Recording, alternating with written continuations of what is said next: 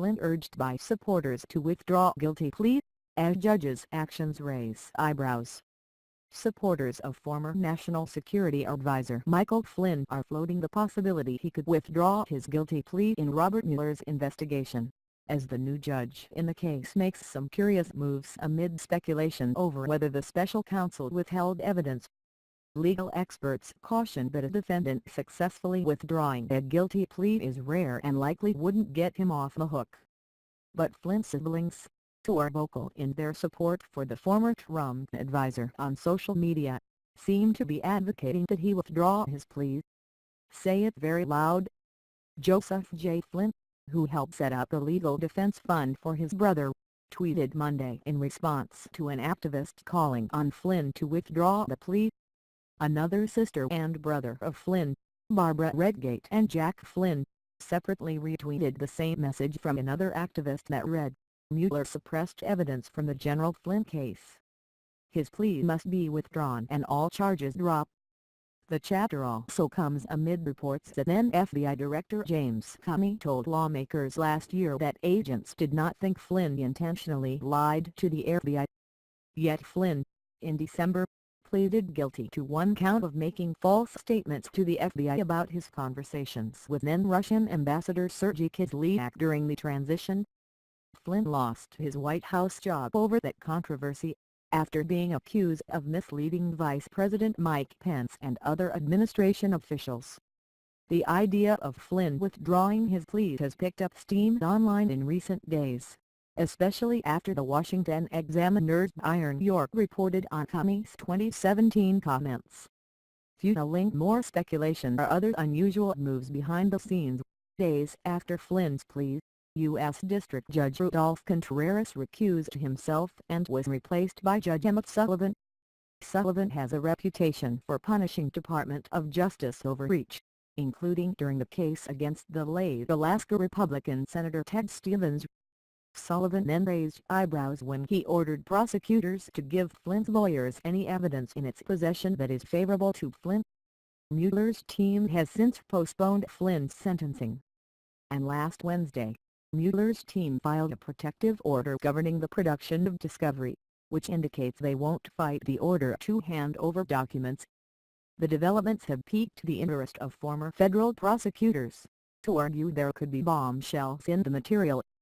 Typically, exculpatory information is not required to be turned over when a plea has been done, but I think this judge is particularly sensitive to those issues, given some of his history and cases he's had. John Lauro, the former federal prosecutor in New York and defense attorney who specializes in white-collar criminal defense, told Fox News. Law professor Jonathan Turley, writing Wednesday in The Hill, questioned whether Flynn might believe evidence was withheld. Former federal prosecutor Sidney Powell wrote in a recent op-ed for the Daily Caller that the recent postponement of General Flynn's sentencing provides an opportunity for more evidence to be revealed that will provide massive ammunition for a motion to withdraw Flynn's guilty plea and dismiss the charges against him. Andrew McCarthy, the former assistant U.S. attorney for the Southern District of New York, wrote in the National Review that it certainly appears that Sullivan's order supersedes the plea agreement. Could this provide General Flynn with factual grounds of which he was previously unaware to seek to have his plea vacated? McCarthy wrote. Would he have a viable legal basis to undo the plea agreement that he and his lawyer signed on November 30? We do not know at this point. An attorney for Flynn, Robert K. Keltner, declined to comment. But legal experts say there's a high bar for a defendant to reach to successfully withdraw a guilty plea, though it's not an impossible scenario. Withdrawing the federal plea is extremely rare and very difficult. Robert Stahl, a white-collar criminal defense attorney in New York and New Jersey and a former assistant U.S. attorney, told Fox News. Even if the judge dismissed Flynn's guilty plea, Mueller could still indict him and charge him with other crimes in addition to lying to the FBI. There are lots of factors that go into a decision to plead guilty. In Flynn's case, there are also the factors of other potential charges that were not pursued by the government in exchange for his plea entered, Stahl said. Lauro said withdrawing a guilty plea is not typically an easy thing to do, but it is something that can happen if it's fair and just to do so under the circumstances. It may very well be that he makes a strategic decision to keep the plea in place because he has other issues, he said of Flynn. As part of his guilty plea last year, Flynn agreed to cooperate with Mueller's Russia probe. In a written statement at the time of his plea, Flynn said his guilty plea and agreement to cooperate with the special counsel's office reflect a decision I made in the best interests of my family and of our country. I accept full responsibility for my actions.